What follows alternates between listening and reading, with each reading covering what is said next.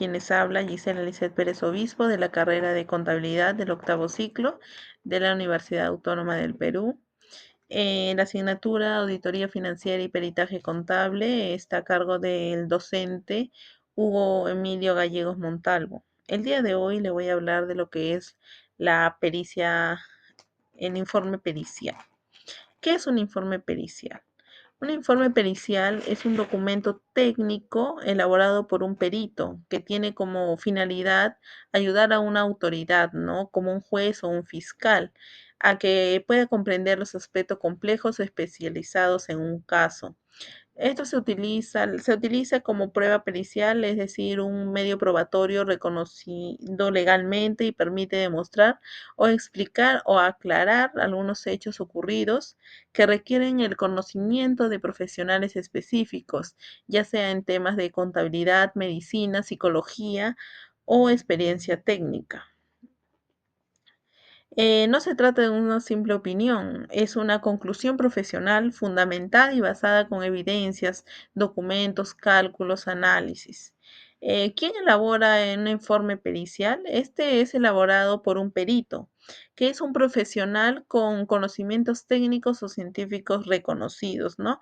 Este perito debe cumplir con ciertos requisitos, tiene que estar titulado en su carrera, en muchos casos estar colegiados y habilitado, y también puede estar inscrito en un registro oficial de peritos del Poder Judicial, Ministerio Público u otra entidad.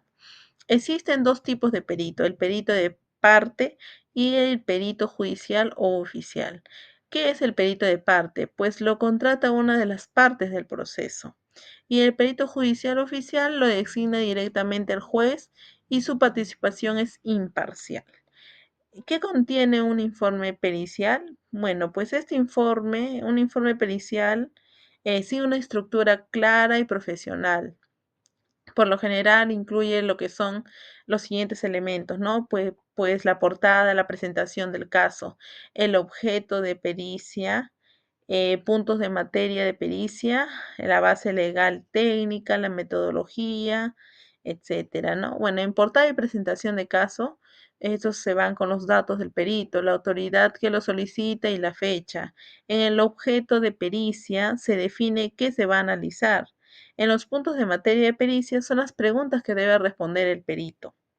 En la base legal y técnica se indican las normas, leyes, teorías o criterios que guían el análisis. En metodología, pues en este se explica cómo se obtuvo la información, ¿no? Y qué procedimientos se aplicaron al momento de hacer la pericia.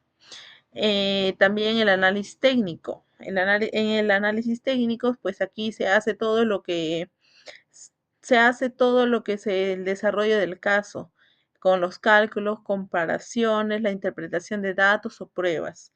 En las conclusiones se responde con claridad y objetividad a las preguntas planteadas.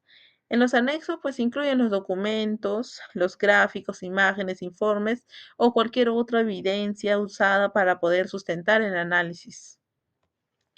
Bueno, ¿para qué nos sirve un informe pericial? Pues un informe pericial en cualquier ámbito nos sirve para poder optar una opinión profesional experta de un proceso judicial o administrativo. El juez o fiscal no siempre entiende de temas técnicos, por eso se necesita del apoyo de un especialista, en este caso de un pericial, ¿no? Que sea un profesional experto en la materia.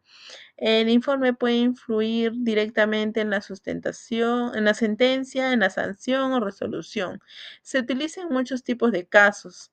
Puede ser civiles, desde que en civiles destacamos lo que son como en herencias, divorcios, valorización de bienes o participación de patrimonios. En penales, pues se da más que todo para poder determinar si hubo un dolo, daño o si alguien actuó con responsabilidad. Eso es en penal. En laborales, pues para poder calcular una indemnización, evaluar daños psicológicos que haya ocurrido en una empresa, por ejemplo, ¿no? Y pues en tributario, más se da para poder analizar los documentos contables frente a algunas observaciones que haya realizado la SUNAT ante a una entidad. Pues En algunos ejemplos que puede ser, por ejemplo, un contador público, ¿no? Realiza un informe pericial contable para demostrar si la empresa ocultó ingresos en su declaración anual. Eso se da cuando la SUNAT haya detectado algo malo, ¿no? Otro puede ser, por ejemplo, un psicólogo forense, pues analiza a la víctima si presenta secuelas emocionales tras un hecho delictivo, ¿no?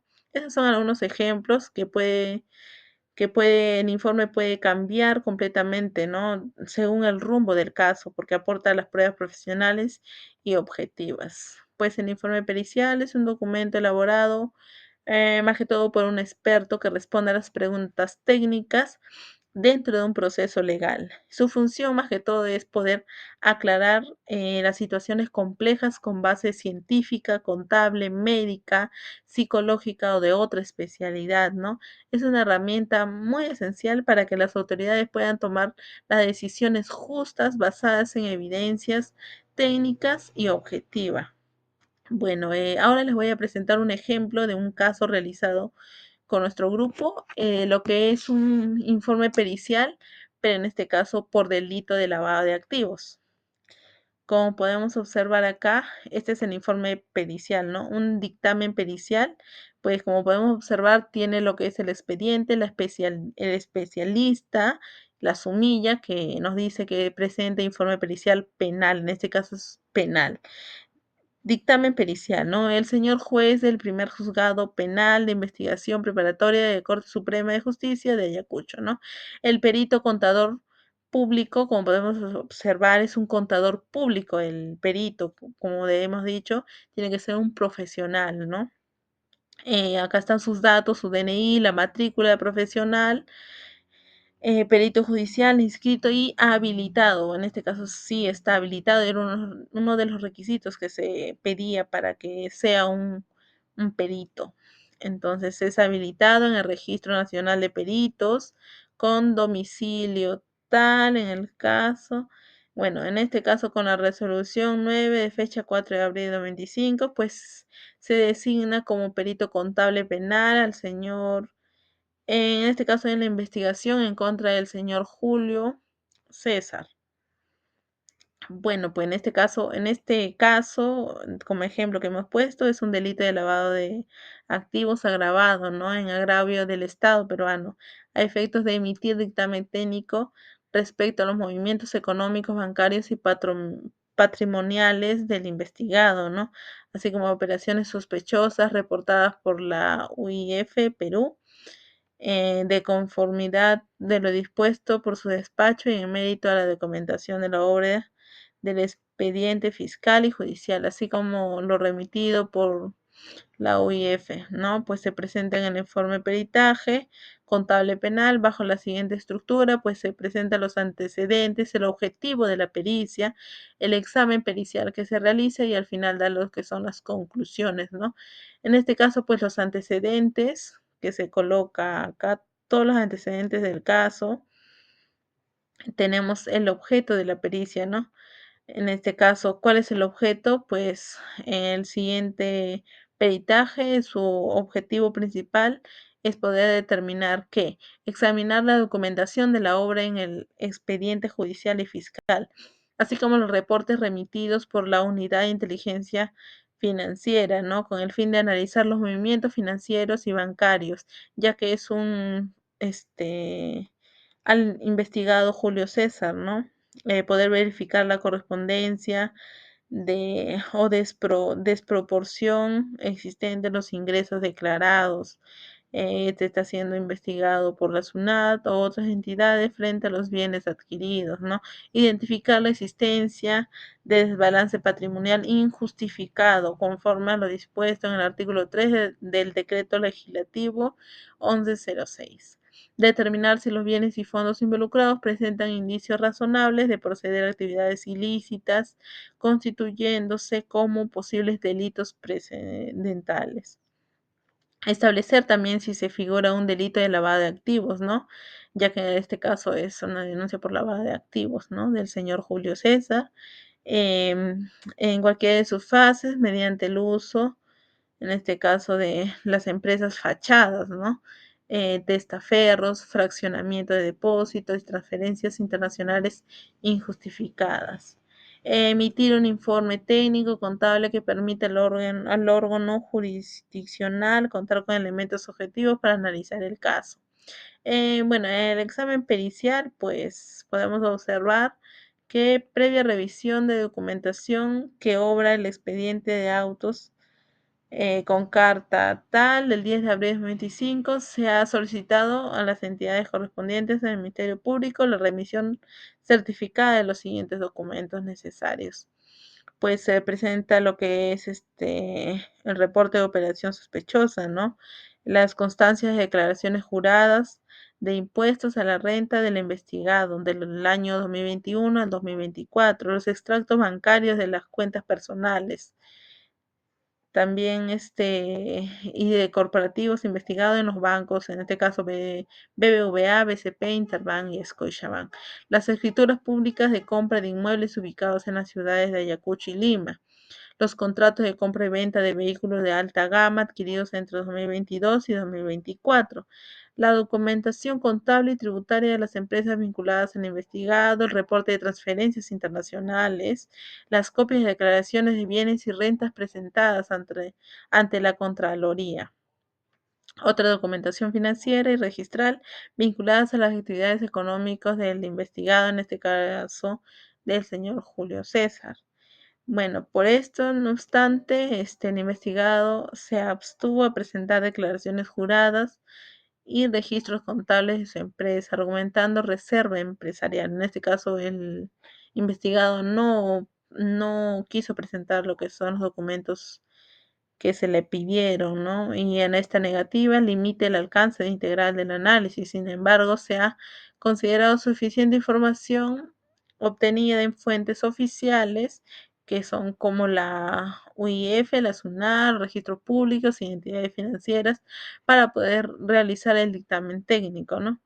Y pues respecto a la identificación del investigado y sus bienes, pues al obtener la información de una u otra manera, pero por fuentes oficiales, se tiene que el señor, pues, sus ingresos anuales son de 42.000 en promedio anual, ¿no?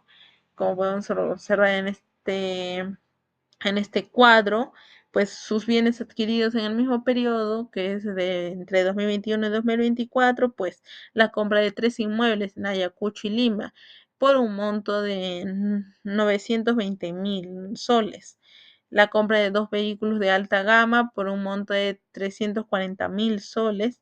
Depósitos bancarios fraccionados por el monto de 250.000 soles. También existen transferencias al extranjero, en este caso a Panamá, de 340.000 soles. Constitución de 2 empresas, lo que llamaban las empresas fachadas, las supuestas empresas con un monto de 60.000 soles. En el total de operaciones registradas del señor es de 1.910.000 soles. El desbalance patrimonial aproximado, pues el total de operaciones que se registra es de 1.910.000, que son en gastos y adquisiciones, ¿no? Menos 168.000, que son los ingresos reales, ¿no?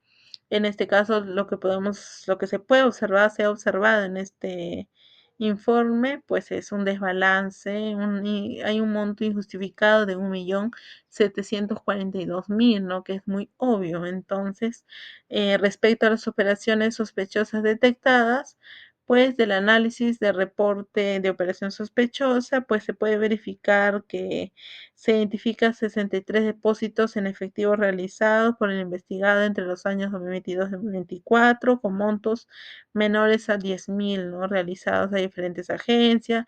Se detectan también transferencias internas entre cuentas propias, cuentas de empresas en las cuales el investigado figura como accionista, pero sin sustento comercial aparente.